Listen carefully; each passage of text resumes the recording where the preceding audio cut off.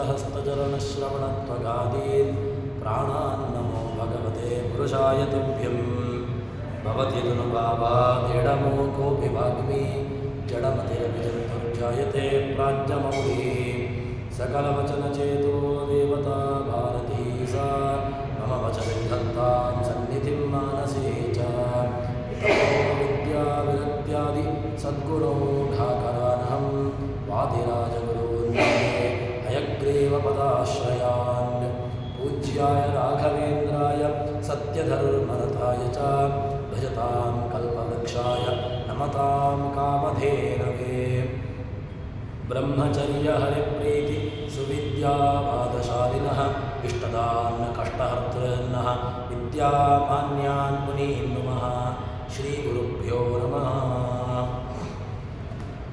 ಐತರೇಯ ಉಪನಿಷತ್ತು ಭಗವಂತನ ಬಗ್ಗೆ, ಭಗವಂತ ಸ್ವತಂತ್ರ ಎಂಬಂತಹ ವಿಚಾರವನ್ನು ತುಂಬ ವಿಸ್ತಾರವಾಗಿ ಅದನ್ನು ತಿಳಿಸಿತು. ಅದಾದ ಮೇಲೆ ಭಗವಂತ ಯಾರ ಅಧೀನನೂ ಅಲ್ಲ ಎಂಬುದನ್ನು ಪ್ರಮಾಣಗಳ ಮೂಲಕವಾಗಿ, ಯಾಕೆ ಅಂತಂದರೆ ಸ್ವತಂತ್ರ ತತ್ವ ಅಂತ ಜಗತ್ತಿನಲ್ಲಿ ಇರುವಂತಹದ್ದು ಅದು ಕೇವಲ ಭಗವಂತ ಮಾತ್ರ. ಭಗವಂತನನ್ನು ಬಿಟ್ಟು ಉಳಿದಂತಹದ್ದೆಲ್ಲವೂ ಕೂಡ ಅವನ ಅಧೀನವಾಗಿಯೇ ಇರುವಂತಹದ್ದು. ಸ್ವಾತಂತ್ರ್ಯವಾಗಿ ಅಥವಾ ಸ್ವಾತಂತ್ರ್ಯ ಎಂಬ ಧರ್ಮ ಭಗವಂತನನ್ನು ಬಿಟ್ಟು ಬೇರೆ ಎಲ್ಲೂ ಕೂಡ ಕಾಣಲಿಕ್ಕೆ ಸಿಗೋದೇ ಇಲ್ಲ. ಅಂತಹ ಭಗವಂತನಲ್ಲಿ ಈ ಸ್ವತಂತ್ರವನ್ನು ಉಪನಿಷತ್ತು, ಐತರೇಯ ಉಪನಿಷತ್ತು ತಿಳಿಸಿತು. ಮುಂದೆ ವಿದ್ಯಾರ್ಥಿ ಯಾರು ಆ ಭಗವಂತನ ತತ್ವಜ್ಞಾನವನ್ನು ಪಡ್ಕೊಳ್ಬೇಕು ಅಂತ ಆಸಕ್ತಿಯನ್ನು ಹೊಂದಿದ್ದಾನೆ, ಅಂತಹ ವಿದ್ಯಾರ್ಥಿ ಭಗವಂತನಲ್ಲಿ ಕುರಿತು ಮಾಡತಕ್ಕಂತಹ ಪ್ರಾರ್ಥನೆಯನ್ನು ಉಪನಿಷತ್ತು ತಿಳಿಸ್ತದೆ. ವಿದ್ಯಾರ್ಥಿ ಆದವನು, ವಿದ್ಯಾರ್ಥಿ ಶಬ್ದಕ್ಕೆ ಜ್ಞಾನಪಿಪಾಸು, ಜ್ಞಾನೇಚ್ಛಾ ಉಳ್ಳವನು, ಜ್ಞಾನವನ್ನು ತಾನು ಇನ್ನಷ್ಟು ಅದನ್ನು ತಿಳ್ಕೊಳ್ಳಬೇಕು ಎಂಬಂತಹ ಅಪೇಕ್ಷೆ ಉಳ್ಳವನು ಏನು ಮಾಡಬೇಕು ಅಂತಂದರೆ ಅವನ ವಿಚಾರವನ್ನು ಉಪನಿಷತ್ತು ತಿಳಿಸ್ತದೆ. ಅದೇನು ಅಂತಂದರೆ ವಾಂಗ್ ಮೇ ಮನಸೆ ಪ್ರತಿಷ್ಠಿತ ಮನೋಮೇ ವಾಚಿ ಪ್ರತಿಷ್ಠಿತಂ ಆವಿರಾವೇರ್ಮ ಏದಿ ವೇದಸ್ಯ ಮಾ ಆಣೀಸ್ಥ ಶ್ರುತಂ ಮೇ ಮಾ ಪ್ರಹಾದಿ ಅನೇನಾದೀತೇನಾಹೋರಾತ್ರಾನ್ ಸಂದಧಾಮಿ ವ್ರತಂ ವದಿಷ್ಯಾಮಿ ಸತ್ಯಂ ವದಿಷ್ಯಾಮಿ ತನ್ಮಾಮವತು ತದ್ವಕ್ತಾರಮವತು ಅವತು ಮಾಂ ಅವತು ವಕ್ತಾರಂ. ಹೀಗೆ ಇದು ವಿದ್ಯಾರ್ಥಿಯ ಪ್ರಾರ್ಥನೆ. ವಿದ್ಯಾರ್ಥಿ ಯಾರು ಜ್ಞಾನವನ್ನು ಪಡ್ಕೊಳ್ಳಬೇಕು ಅಂತ ಆ ಇಚ್ಛೆ ಉಳ್ಳವನು, ಆ ವಿದ್ಯಾರ್ಥಿ ಶಬ್ದಕ್ಕೇನೆ ಅದೇ ಅರ್ಥ. ಯೋ ವಿದ್ಯಾನ್ನ ಅರ್ಥಯತೆ, ಅದನ್ನು ಅರ್ಥಯತೆ ಅಂತ ಕೇಳಿದರೆ ಅದನ್ನು ಪಡ್ಕೊಳ್ಳಬೇಕು ಅಂತ ಇಚ್ಛೆ ಉಳ್ಳವನು. ಕೇವಲ ವಿದ್ಯಾರ್ಥಿ ಅಂತ ಹೇಳಿದರೆ ಅವನಿಗೆ ಕೇವಲ ಸಂಪತ್ತಿನ ಹಿಂದೆ ಹೋದ ಅಂತ ಹೇಳಿದರೆ ಅವನನ್ನು ವಿದ್ಯಾರ್ಥಿ ಅಂತ ಅನಿಸಿಕೊಳ್ಳೋದಿಲ್ಲ. ಮತ್ತು ವಿದ್ಯಾರ್ಥಿ ಅಂತ ಆಗಬೇಕು ಅಂತ ಆದರೆ ಅವನು ವಿದ್ಯೆ ಹಿಂದೆ ಹೋಗಬೇಕು. ಯಾವುದನ್ನು ವಿದ್ಯೆ ಅಂತ ಕೇಳಿದರೆ ಲೌಕಿಕ ವಿದ್ಯೆ ಅಲ್ಲ, ಮತ್ತು ಅಲೌಕಿಕವಾಗಿರತಕ್ಕಂತಹ ಭಗವಂತನ ವಿದ್ಯೆ. ಈ ವಿದ್ಯೆಯನ್ನೇ ವಿದ್ಯೆ ಅಂತ ಕರೆದದ್ದು. ಅದನ್ನೇ ಉಪನಿಷತ್ತುಗಳು ಕೂಡ ದ್ವೇ ವಿದ್ಯೆ ವೇದಿತವ್ಯೇ ಅಂತ ಇದರ ಬಗ್ಗೆ ಇನ್ನಷ್ಟು ಅದನ್ನು ಹೇಳಿದೆ. ಹೀಗೆ ಅದನ್ನು ಏನು ಹೇಳ್ತಾನೆ ಅಂತ ಕೇಳಿದರೆ ಅವನ ಪ್ರಾರ್ಥನೆ ಅದೇನು ಅಂತ ಕೇಳಿದರೆ ವಾಂಗ್ ಮೇ ಮನಸ್ಸೆ ಪ್ರತಿಷ್ಠಿತ. ನನ್ನ ಮಾತು ಹೇಗಿರಬೇಕು ಅಂತಂದರೆ ಜ್ಞಾನಸ್ವರೂಪ, ಮನಸ್ಸೆ ಪ್ರತಿಷ್ಠಿತ, ಅದು ಭಗವದ್ ವಿಚಾರವಾಗಿರಬೇಕು. ವಾಂಗ್ ಮೇ ಮನಸ್ಸೆ ಪ್ರತಿಷ್ಠಿತ, ಅದು ಕೇವಲ ಭಗವಂತನ ವಿಷಯಕವಾಗಿ ಮಾತ್ರ. ಯಾವುದೋ ಲೌಕಿಕವಾಗಿರತಕ್ಕಂಥ ವಿಚಾರಗಳು, ಲೌಕಿಕವಾಗಿರತಕ್ಕಂತಹ ಬೇಕಾದಷ್ಟು ನನ್ನನ್ನು ಬಾಧಿಸಲಿಕ್ಕೋಸ್ಕರವಾಗಿ ಇದೆ. ಲೌಕಿಕವಾಗಿರತಕ್ಕಂತಹ ಕಾಮನೆಗಳು ಬೇಕಾದಷ್ಟು ಅವನನ್ನು ಬಾಧಿಸ್ತಾ ಇರ್ತದೆ. ಆದರೆ ಅದೆಲ್ಲವನ್ನೂ ಕೂಡ ವಿದ್ಯಾರ್ಥಿ ಚೇತ್ ಸುಖಂ, ಅವನು ಸುಖವನ್ನು ಯಾವತ್ತೂ ಕೂಡ ಬಯಸಬಾರ್ದು. ಮತ್ತು ತನಗೆ ವಿದ್ಯೆ ಬೇಕು ಅಂತ ಆದರೆ ಕೇವಲ ಅವನು ಆ ವಿದ್ಯೆ ಹಿಂದೆ ಮಾತ್ರ ಹೋಗಬೇಕು. ಹೀಗೆ ಆ ವಿದ್ಯೆ ಅವನ ಮಾತು ಹೇಗಿರಬೇಕು ಅಂತಂದರೆ ವಾಂಗ್ ಮೇ ಮನಸೆ ಪ್ರತಿಷ್ಠಿತ, ಅದು ವಿಷ್ಣುವಿನ ಭಗವಂತನ ವಿಚಾರಕವಾಗಿರ್ತದೆ. ಮತ್ತು ಮನಸ್ಸೇ ಪ್ರತಿಷ್ಠಿತ, ನನ್ನ ಮಾತುಗಳು ನಾನೇನಾದರೂ ಒಂದು ಮಾತನಾಡ್ತೇನೆ ಅಂತಾದರೆ ಅದು ಭಗವಂತನ ವಿಚಾರವಾಗಿರ್ತದೆ, ಹೊರತು ಇತರ ವಿಚಾರವಾಗಿ ಇಲ್ಲವೇ ಇಲ್ಲ. ಯಾಕೆ? ಇತರ ವಿಚಾರಕವಾಗಿ ನಾನು ಯಾವತ್ತೂ ಕೂಡ ನನ್ನ ಮನಸ್ಸನ್ನು ಕೊಂಡೋಗುವುದಿಲ್ಲ. ಇತರ ವಿಚಾರವಾಗಿ ನನ್ನ ಮಾತು ನನ್ನ ಮನಸ್ಸು ಯಾವತ್ತೂ ಕೂಡ ಹೋಗುವುದಿಲ್ಲ. ನನ್ನ ಮಾತು ಅದು ಭಗವಂತನ ವಿಚಾರವಾಗಿರ್ತದೆ, ನನ್ನ ಮನಸ್ಸು ಅದು ಭಗವಂತನ ವಿಚಾರವಾಗಿರ್ತದೆ. ಹೀಗೆ ಸದಾಕಾಲದಲ್ಲೂ ಕೂಡ ಆ ಭಗವದ್ವಿಚಾರಕವಾಗಿ ನಾನು ನನ್ನನ್ನು ತೊಡಗಿಸಿಕೊಳ್ಳಬೇಕು ಅಂತ ಆ ಉಪನಿಷತ್ತು ವಿದ್ಯಾರ್ಥಿಯನ್ನು ಎಚ್ಚರಿಸ್ತದೆ. ಇದು ವಿದ್ಯಾರ್ಥಿಗೆ ಇರಬೇಕಾದಂತಹ ಪ್ರಜ್ಞೆ. ವಿದ್ಯಾರ್ಥಿಯಾದವನು ಎಚ್ಚರದಲ್ಲಿರಬೇಕು. ಏನು ಎಚ್ಚರದಲ್ಲಿರಬೇಕು ಅಂತ ಕೇಳಿದರೆ, ಎಚ್ಚರ ಶಬ್ದಕ್ಕೆ ಭಗವಂತನ ವಿಚಾರದಲ್ಲಿ ಹೇಗೆ ಅಂತ ಕೇಳಿದರೆ, ಕೃಷ್ಣ ಭಗವದ್ಗೀತೆಯಲ್ಲಿ ಹೇಳುವಾಗ ಯಾವುದರಲ್ಲಿ ಜ್ಞಾನಿಗಳು ಎಚ್ಚರದಲ್ಲಿರ್ತಾರೋ ಅದು ವಿಷಯ ಪಿಪಾಸುಗಳಿಗೆ ಅದು ರಾತ್ರಿ ಅಂತ ಲೆಕ್ಕ. ಅಂದರೆ ಏನು? ಜ್ಞಾನಿಗಳು ಯಾವುದರಲ್ಲಿ ಸದಾಕಾಲದಲ್ಲೂ ಕೂಡ ಎಚ್ಚರದಲ್ಲಿರ್ತಾರೆ ಅಂತ ಕೇಳಿದರೆ, ಲೌಕಿಕ ವಿಚಾರದಲ್ಲಿ ಭಗವಂತನ ವಿಚಾರವನ್ನು ಬಿಟ್ಟು ಭಗವಂತನ ಒಂದು ವಿಚಾರವನ್ನು ಬಿಟ್ಟು ಉಳಿದಂತಹ ಎಲ್ಲ ಕಡೆಗಳಲ್ಲೂ ತಾವು ಎಚ್ಚರದಲ್ಲಿರ್ತಾರೆ. ಇನ್ನು ಯಾವುದು ಜ್ಞಾನಿಗಳಿಗೆ ಅಥವಾ ಲೌಕಿಕರಿಗೆ ಯಾವುದು ವಿಷಯ ಅಂತ ಕೇಳಿದರೆ, ಅವರು ಭಗವಂತನ ವಿಚಾರವನ್ನು ಬಿಟ್ಟು ಕೇವಲ ಭಗವಂತನನ್ನು ಬಿಟ್ಟು ಉಳಿದದ್ದನ್ನು ಯಾವತ್ತೂ ಕೂಡ ಅವರು ಮನಸ್ಸಿನಲ್ಲಿ ಕಲ್ಪನೆಯೂ ಮಾಡಿಕೊಳ್ಳಿಕ್ಕೆ ಹೋಗೋದಿಲ್ಲ. ಹೀಗೆ ಆ ಎರಡು ವಿಷಯಗಳಲ್ಲಿ ಎರಡು ವಿರುದ್ಧವಾಗಿರತಕ್ಕಂತಹ ವಿಚಾರಗಳನ್ನು ಇರತಕ್ಕಂಥವರು. ಇದರಲ್ಲಿ ನನ್ನ ಮಾತು ಅದು ಭಗವಂತನ ವಿಚಾರವಾಗಿರ್ತದೆ. ಅದಾದ ಮೇಲೆ ಜ್ಞಾನರೂಪಿಯಾಗಿರ್ತಕ್ಕಂಥ ವಾಂಗ್ ಮೇ ಮನಸ್ಸೆ ಪ್ರತಿಷ್ಠಿತ ಮನೋ ಮೇ ವಾಚಿ ಪ್ರತಿಷ್ಠಿತಂ.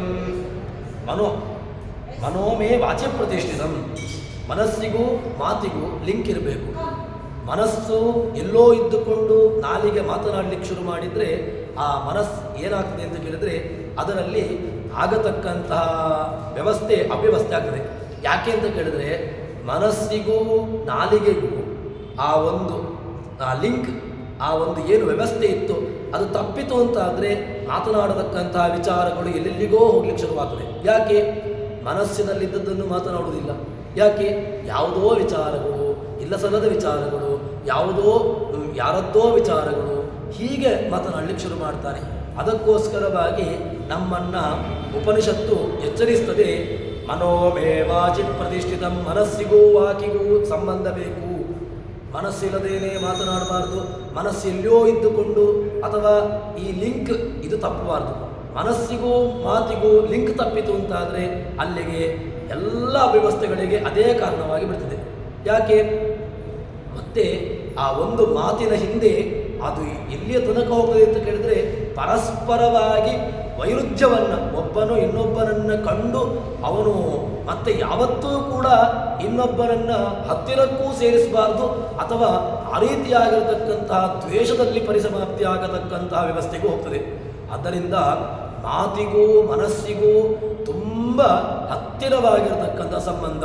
ಮಾತನ್ನು ಮನಸ್ಸನ್ನು ಎರಡನ್ನೂ ಕೂಡ ಜೊತೆಗಿಟ್ಟುಕೊಂಡು ಯಾರು ಇರ್ತಾನೋ ಅಂಥವನಿಗೆ ಯಾವ ಕಾಲಕ್ಕೂ ಕೂಡ ಏನು ಅವ್ಯವಸ್ಥೆಗಳು ಕೂಡ ಆಗೋದಿಲ್ಲ ಎಂಬುದನ್ನು ಉಪನಿಷತ್ತು ನಮ್ಮನ್ನು ಎಚ್ಚರಿಸ್ತದೆ. ಅದಕ್ಕೋಸ್ಕರ ಮನೋಮೇ ವಾಚಿ ಪ್ರತಿಷ್ಠಿತ. ವಿದ್ಯಾರ್ಥಿಯಾದವನು ಭಗವಂತನಲ್ಲಿ ಪ್ರಾರ್ಥನೆ, ನಾನು ಯಾವುದೋ ಒಂದು ವಿದ್ಯೆಯನ್ನು ಆರ್ಜನೆ ಮಾಡ್ತಾ ಇದ್ದೇನೆ. ವಿದ್ಯಾರ್ಥಿ ಅಂತ ಹೇಳಿದರೆ ಅವನದೇ ವಿದ್ಯೆಯನ್ನು ಕೇಳಿಕೊಂಡು ತಿಳ್ಕೊಳ್ಳುವ, ವಿದ್ಯೆಯನ್ನು ಕೇಳಿಕೊಳ್ಬೇಕು. ವಿದ್ಯೆ ಸುಮ್ಮನೆ ಬರೋದಿಲ್ಲ. ಲೌಕಿಕವಾಗಿ ನಾವು ಬೇಕಾದರೂ ಹಣ ಕೊಟ್ಟು ಅಧ್ಯಯನ ಮಾಡಿದೆ ಅಂತ ಹೇಳಿದರೆ ಹಣ ಕೊಟ್ಟದ್ದು ಬಂತು, ಅಧ್ಯಯನ ಇಲ್ಲ ಅಂತ ಆದರೆ ಪ್ರಯೋಜನ ಇಲ್ಲ. ಯಾವುದೋ ದೊಡ್ಡ ದೊಡ್ಡ ಯೂನಿವರ್ಸಿಟಿಗಳಿಗೂ ಹೋಗ್ತಾನೆ, ಅಥವಾ ಯಾವುದೋ ಇನ್ನಷ್ಟು ದೊಡ್ಡ ವ್ಯವಸ್ಥೆಗಳಿಗೆ, ಕಾಲೇಜುಗಳಿಗೂ ಹೋಗ್ತಾನೆ, ಹಣ ಕೊಟ್ಟದ್ದೇ ಬಂತು, ಆದರೆ ಅದರಲ್ಲಿ ಏನಾದರೂ ಉಪಯೋಗ ಉಂಟಾ ಕೇಳಿದರೆ ಇಲ್ಲವೇ ಇಲ್ಲ. ಯಾಕೆ? ತಾನು ಏನು ಅಧ್ಯಯನ ಮಾಡಿದ್ದಾನೆ ಅದು ಮುಖ್ಯ.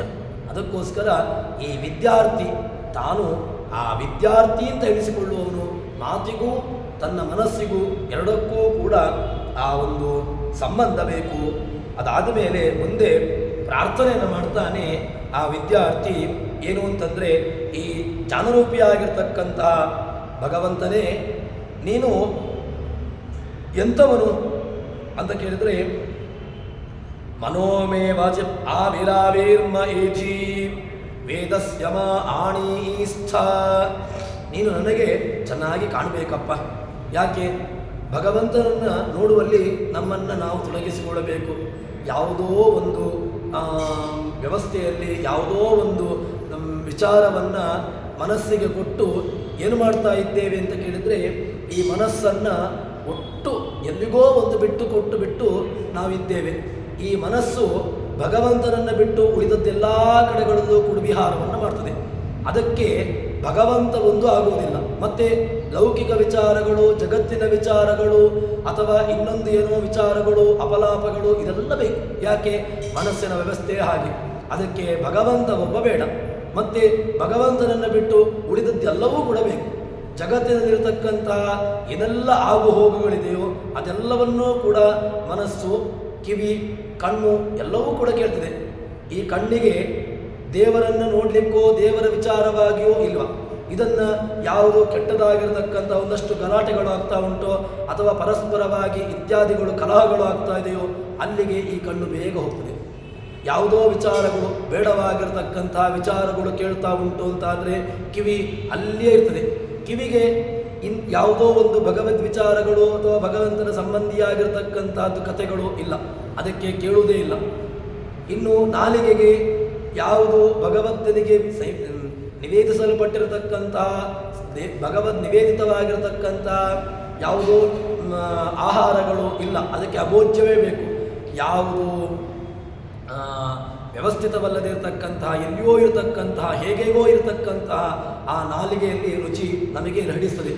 ಆದ್ದರಿಂದ ಈ ಎಲ್ಲವನ್ನೂ ಕೂಡ ಪ್ರಾರ್ಥನೆಯನ್ನು ಮಾಡ್ತಾನೆ ವಿದ್ಯಾರ್ಥಿ.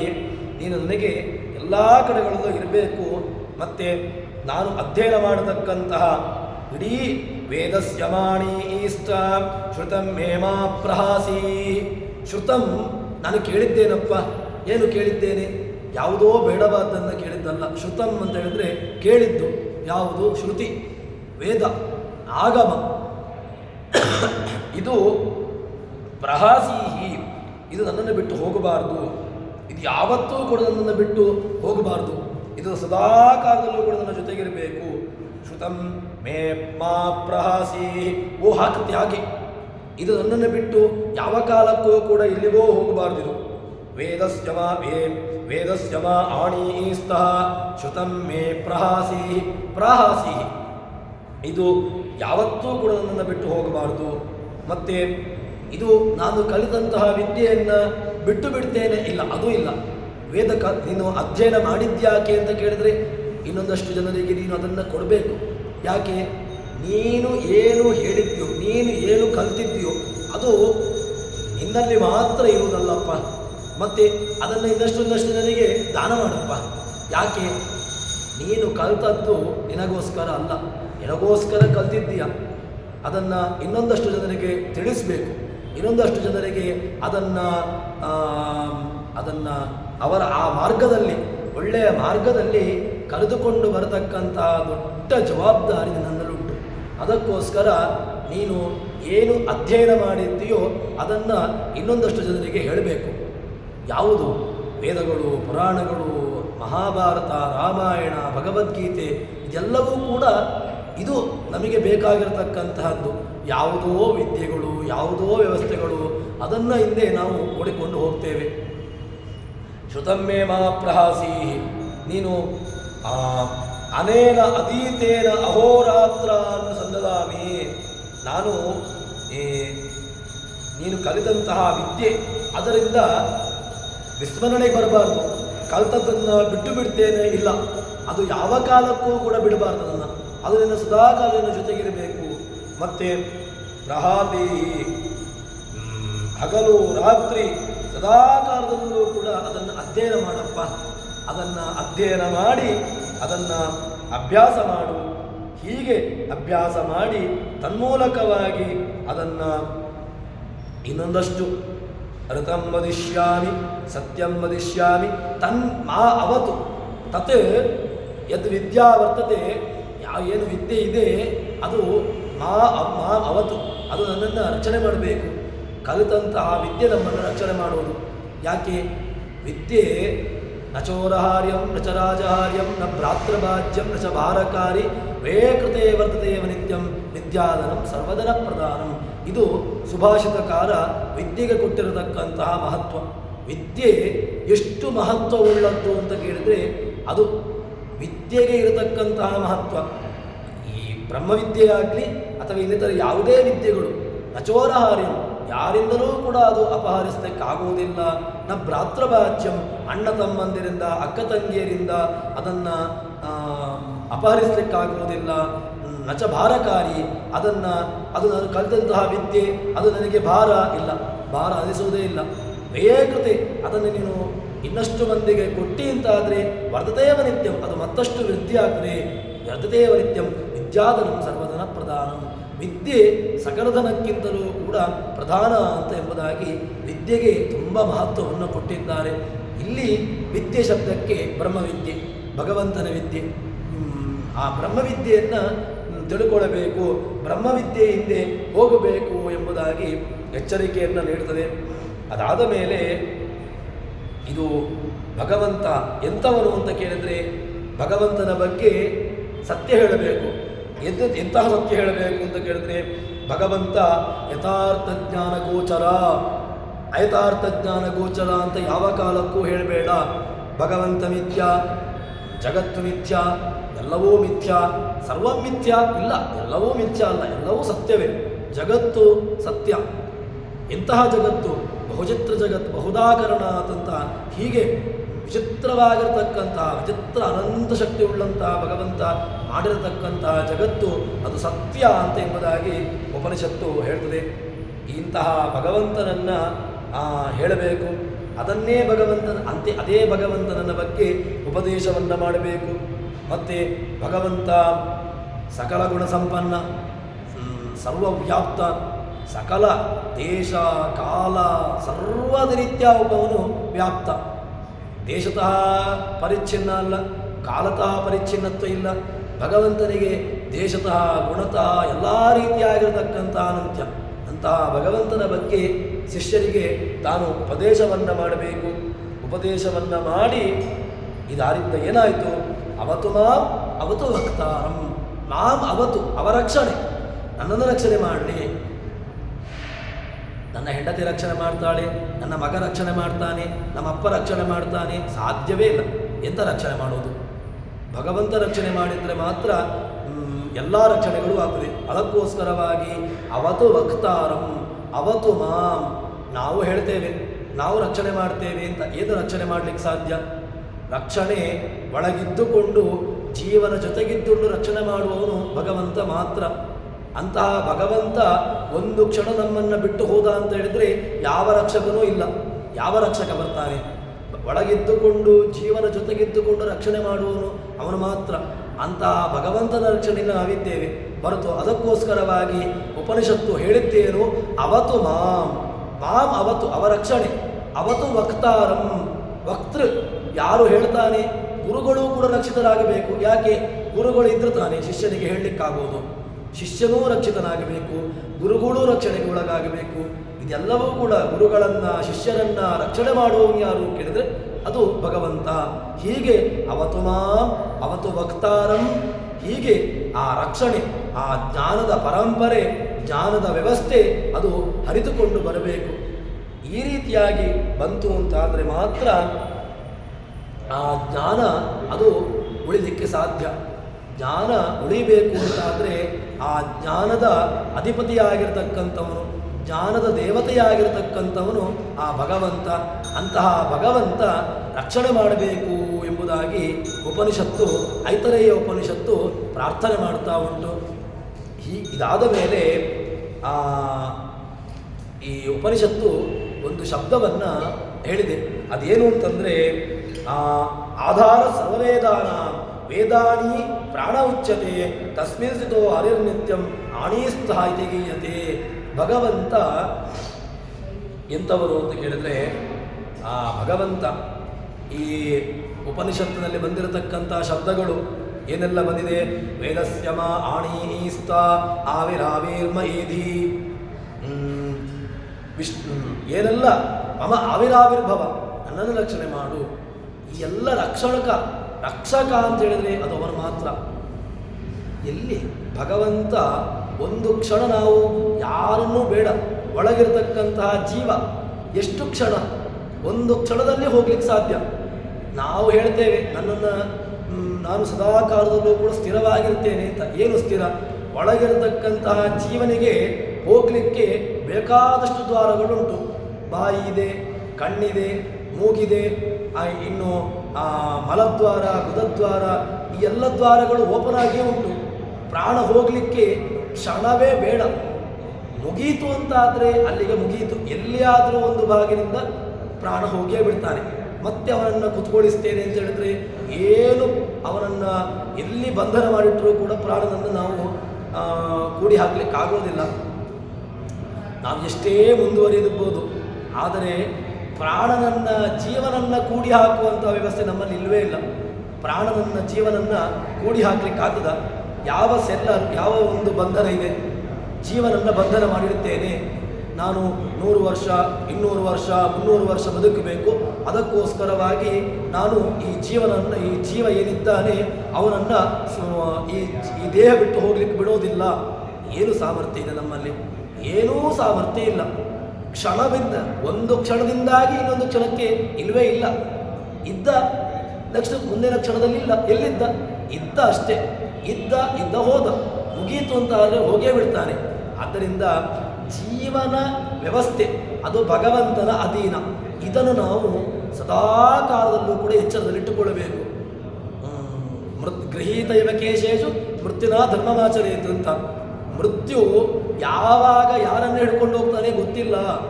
ಯಾರನ್ನು ಯಾವ ಕ್ಷಣ ಬೇಕಾದರೂ ಹೇಗೆ ಬೇಕಾದರೂ ಕೊಂಡೋಗಬಹುದು. ಏನು ಯಾರಿಗಾದರೂ ಹೇಳಿಕೊಂಡು ಬರ್ತಾನ?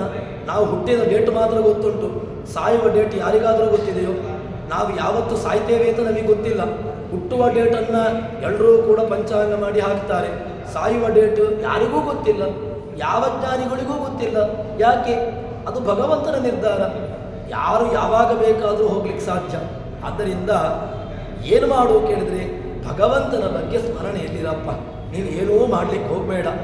ದೇವರ ಸ್ಮರಣೆ ಒಂದು ಮಾಡ್ತಾ ಇದ್ದರೆ ನಿನಗೆ ಎಲ್ಲವೂ ಉಂಟು. ದೇವರ ಸ್ಮರಣೆ ಇಲ್ಲವೋ ಎಲ್ಲವೂ ವ್ಯರ್ಥ. ಯಾವುದಕ್ಕೂ ಕೂಡ ನೀನು ಪ್ರಯೋಜನ ಇಲ್ಲ. ದೇವರ ಸ್ಮರಣೆ, ದೇವರ ವಿಸ್ಮರಣೆ, ಈ ಎರಡೂ ಕೂಡ ತುಂಬ ಜಾಗರೂಕವಾಗಿ ಮಾಡಲೇಬೇಕಾಗಿರತಕ್ಕಂತಹದ್ದು ಎಂಬುದಾಗಿ ಆ ಉಪನಿಷತ್ತು ನಮಗೆ ಎಚ್ಚರಿಕೆಯನ್ನು ನೀಡುತ್ತದೆ. ಮೇ ಶ್ರುತಂ ಮಾಪ್ರಹಾಸೀಹಿ. ಇದನ್ನು ನಾನು ವಿಸ್ಮರಣೆಗೆ ಹೇಳಿದ್ದಲ್ಲಪ್ಪ. ಅಯ್ಯೋ ತಿಳ್ಕೊಂಡು ಬಿಡುವ. 2 ಕಿವಿ ಕೊಟ್ಟಿದ್ದಾನೆ ಭಗವಂತ. ಒಂದು ಕಿವಿಯಿಂದ ಕೇಳಲಿಕ್ಕೆ, ಇನ್ನೊಂದು ಕಿವಿಯಿಂದ ಬಿಡಲಿಕ್ಕೆ ಇಲ್ಲ. ಕೇಳಿದ್ದು ಸ್ಮರಣೆಯಲ್ಲಿರಬೇಕು. ಕೇಳಿದ್ದು ಸ್ಮರಣೆಗೆ ಅಂದರೆ ಇದು ಎಲ್ಲಿಯ ತನಕ? ನಾನು ನನ್ನ ಈ ಜೀವನ ಬಿಟ್ಟು ಹೋಗುವ ತನಕ. ನಾನು ಯಾವಾಗ ಇಲ್ಲಿಂದ ಜೀವನವನ್ನು ಈ ಲೌಕಿಕ ಈ ಚರಮ ದೇಹವನ್ನು ಬಿಟ್ಟು ಹೋಗ್ತೇನೆ, ಅಲ್ಲಿಗೆ ಮುಗಿಯಿತು. ಅಲ್ಲಿಯ ತನಕ ದೇವರೇ ಬದುಕಿದ್ದೇನಲ್ವ, ದೇವರೇ ನಿನ್ನ ಸ್ಮರಣೆಯನ್ನು ಕೊಡ್ತಾ ಇರಪ್ಪ, ಸಾಕು, ಮತ್ತೇನು ಬೇಡ ನನಗೆ ಅಂತ ಹೇಳಿಕೊಂಡು ಈ ಒಂದು ಜಾಗೃತಿಯಾಗಿರ್ತಕ್ಕಂತಹ ಮನಸ್ಸನ್ನು ಭಗವಂತ ನಮಗೆ ಕೊಡಬೇಕು ಎಂಬುದಾಗಿ ನಾವು ಪ್ರಾರ್ಥನೆಯನ್ನು ಮಾಡಬೇಕು. ವಿಸ್ಮೃತೋ ಮಾಭವ. ಯಾವ ಕಾಲಕ್ಕೂ ಕೂಡ ವಿಸ್ಮರಣೆ ಬೇಡ. ವಿಸ್ಮರಣೆ ಇಲ್ಲವೇ ಇಲ್ಲ. ವಿಸ್ಮೃತೋ ಮಾಭವ. ಮತ್ತೆ ಹೀಗೆ ಆ ಭಗವಂತನನ್ನು ಹೇಳ್ತಾರೆ. ಮತ್ತೆ ನನ್ನನ್ನು ಜೋಡಿಸು ಅಂತ ಕೇಳಿದ್ರೆ, ನನ್ನನ್ನು ನಿನ್ನ ವಿಷಯದ ಕಡೆಗೆ ಜೋಡಿಸಪ್ಪ. ನನ್ನ ಮನಸ್ಸು ಕೇಳೋದಿಲ್ಲ. ನನ್ನ ಮನಸ್ಸು ಹೇಗೆ ಅಂತ ಕೇಳಿದರೆ, ಇದಕ್ಕೆ ಬೇರೆ ವಿಚಾರಗಳೇ ಖುಷಿ ತನಿಸ್ತದೆ. ನಾನು ಮೊದಲೇ ಹೇಳಿದೆ, ಕಿವಿಗೆ, ಕಣ್ಣಿಗೆ, ಬಾಯಿಗೆ ಇತರ ವಿಷಯಕವಾಗಿರತಕ್ಕಂಥದ್ದೇ ಖುಷಿ ತನಿಸ್ತದೆ. ಇತರ ವಿಚಾರಗಳು ರುಚಿಸ್ತದೆ. ಯಾವುದೋ ವಿಚಾರಗಳು, ಯಾವುದೋ ವಿಷಯಗಳು ಇದಕ್ಕೆ ಖುಷಿ ತನಿಸ್ತದೆ. ಅದರಿಂದ ನನ್ನನ್ನು ಬಿಟ್ಟು ಬಿಡಿಸು, ಅದರಿಂದ ನನ್ನನ್ನು ದೂರಗೊಳಿಸು ಅಂತ ಹೇಳಿಕೊಂಡು ಪ್ರಾರ್ಥನೆಯನ್ನು ಮಾಡ್ತಾರೆ. ಮತ್ತು ಈ ಪ್ರಾರ್ಥನೆ ವಿಘ್ನ ಬರಬಾರದು. ಈ ಪ್ರಾರ್ಥನೆ ಅಧ್ಯಯನದ ನಡುವೆ ವಿಘ್ನವು ಬರಬಾರದು. ಶಿಷ್ಯ ಬರಬೇಕು. ನಮಗೆ ತೈತ್ತರೀಯ ಉಪನಿಷತ್ತು ಏನು, ಆಮಾಯಂತು ಬ್ರಹ್ಮಚಾರಿಣ ವಿಮಾಯಂತು ಬ್ರಹ್ಮಚಾರಿಣ ಪ್ರಮಾಯಂತು ಬ್ರಹ್ಮಚಾರಿಣ ದಮಾಯಂತು ಬ್ರಹ್ಮಚಾರಿಣ ಶಮಾಯಂತು ಬ್ರಹ್ಮಚಾರಿಣ. ಹೀಗೆ ಆಮಾಯಂತು ಬ್ರಹ್ಮಚಾರಿಗಳ ಕಡೆಗೆ ಬರಬೇಕು. ಇದು ಗುರುವಿನ ಪ್ರಾರ್ಥನೆ. ಗುರುವಿನ ಪ್ರಾರ್ಥನೆ ದೇವರಲ್ಲಿ. ಯಾಕೆ? ನಾನು ಅಧ್ಯಯನ ಮಾಡಿದ್ದು ನನ್ನಲ್ಲಿಯೇ ಹೋಗಬಾರ್ದು, ನನ್ನಲ್ಲಿಯೇ ಮುಳುಗಿ ಹೋಗಬಾರ್ದದು.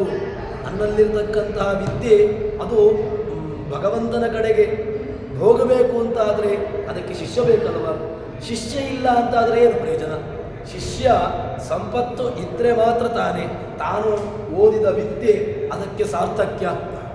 ಶಿಷ್ಯರೇ ಇಲ್ಲ ಅಂತಾದರೆ, ಶಿಷ್ಯ ಸಂಪತ್ತೇ ಇಲ್ಲ ಅಂತಾದರೆ, ದೊಡ್ಡ ದೊಡ್ಡ ಶಾಲೆ ಕಟ್ಟಿದ ಮೇಲೆ ಶಾಲೆಗೆ ವಿದ್ಯಾರ್ಥಿಗಳೇ ಬರಲಿಲ್ಲ ಅಂತಾದರೆ ಶಾಲೆ ಕಟ್ಟಿ ಏನು ಪ್ರಯೋಜನ? ಅಧ್ಯಾಪಕರಿದ್ದಾರೆ, ಅಧ್ಯಾಪಕರು ಇದ್ದ ತಕ್ಷಣ ಪ್ರಯೋಜನ ಬಂತ?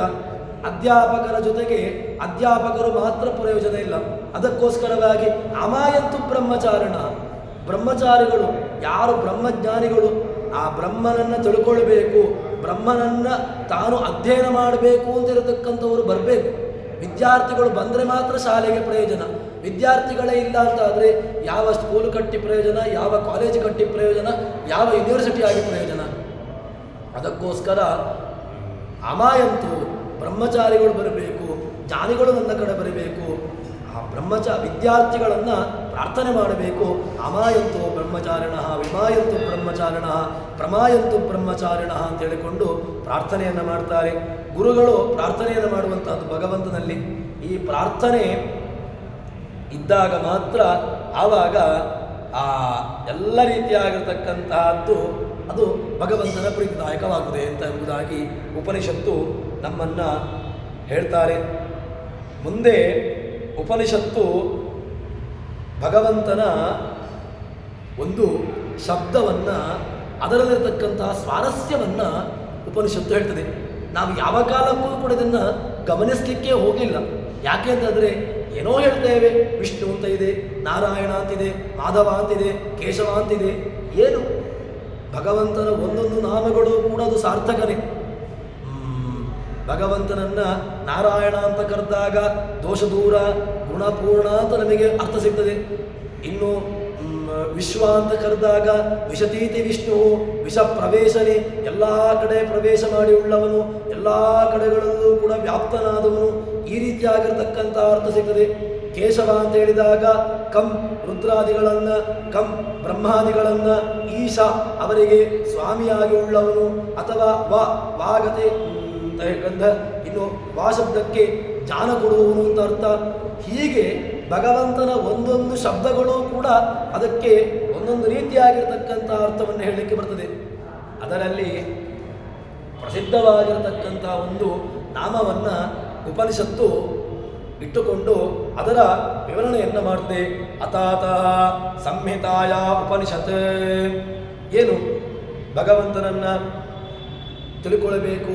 ಶ್ರೋತೃ, ಯಾರು ಶ್ರೋತೃ ಇದ್ದಾನೆ ಶ್ರೋತೃ ಶಬ್ದಕ್ಕೆ ಕೇಳಬೇಕು ಅಂತ ಇಚ್ಛೆಗಳು, ಕೇಳಬೇಕು ಅಂತ ಇಚ್ಛೆಗಳು ಅಂತ ಉಳ್ಳದೆ ಏನೇನೋ ಕೇಳಬೇಕು ಅಂತ ಇಚ್ಛೆ ಉಳ್ಳವನಲ್ಲ. ಮತ್ತು ಶ್ರೋತೃ ಶಬ್ದಕ್ಕೆ ಭಗವದ್ವಿಚಾರವಾಗಿ ಕೇಳಬೇಕು ಅಂತ ಇಚ್ಛೆ ಉಳ್ಳವನು. ಭಗವಂತನನ್ನು ಕೇಳಬೇಕು, ಭಗವಂತನನ್ನು ತಿಳ್ಕೊಳ್ಳಬೇಕು.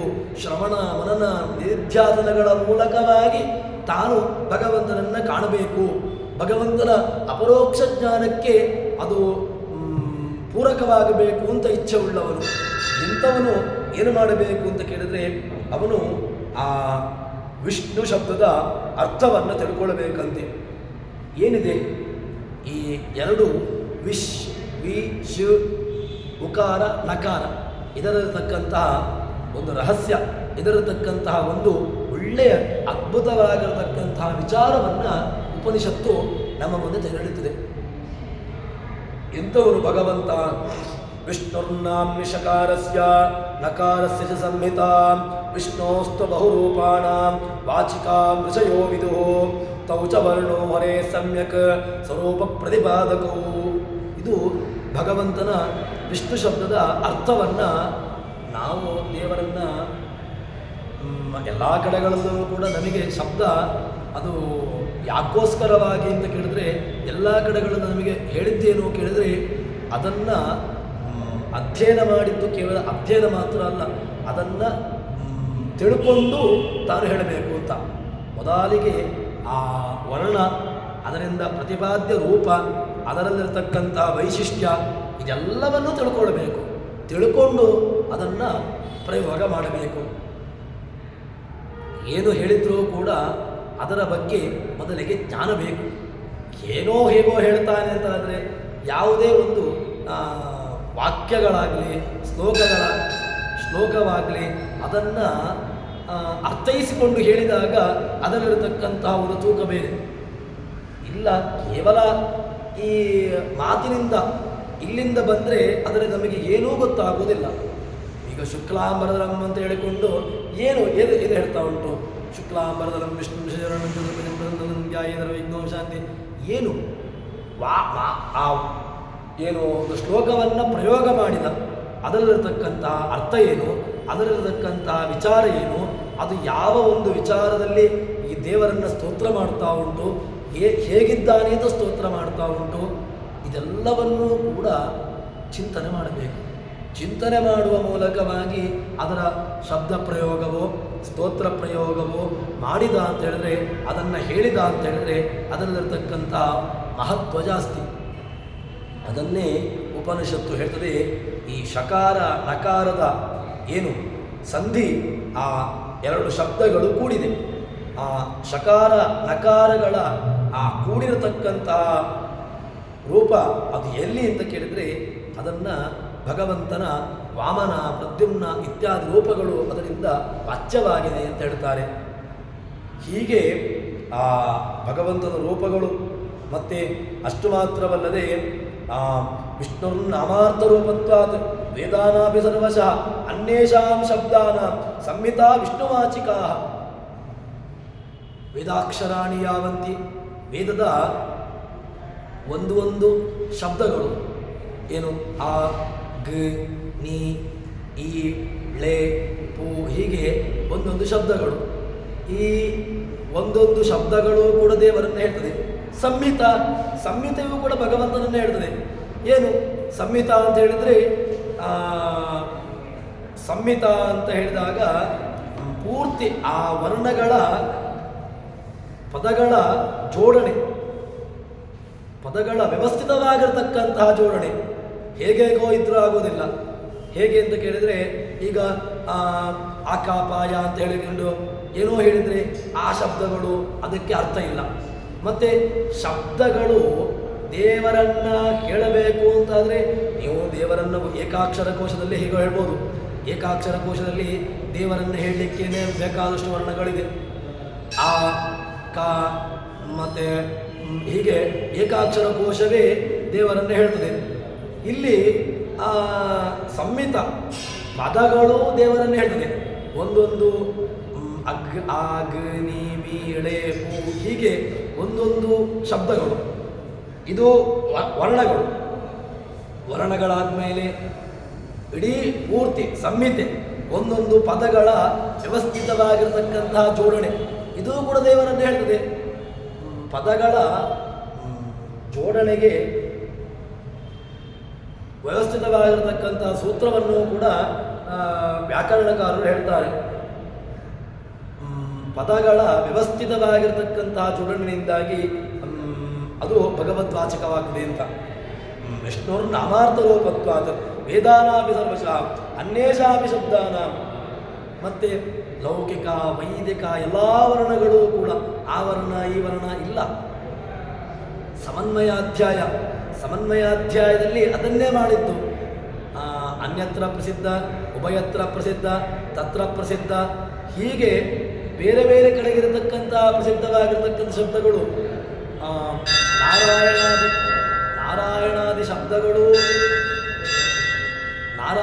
ಶಬ್ದಗಳು ದೇವರನ್ನು ಹೇಳ್ತದೆ. ಯಾಕೆ ಅದನ್ನು ಸಮನ್ವಯ ಮಾಡಬೇಕು ಅಂತಿಲ್ಲ. ನಾರಾಯಣ ಅಂತ ಹೇಳಿದರೆ ದೇವರೇ, ವಿಷ್ಣು ಅಂತ ಹೇಳಿದರೆ ದೇವರೇ.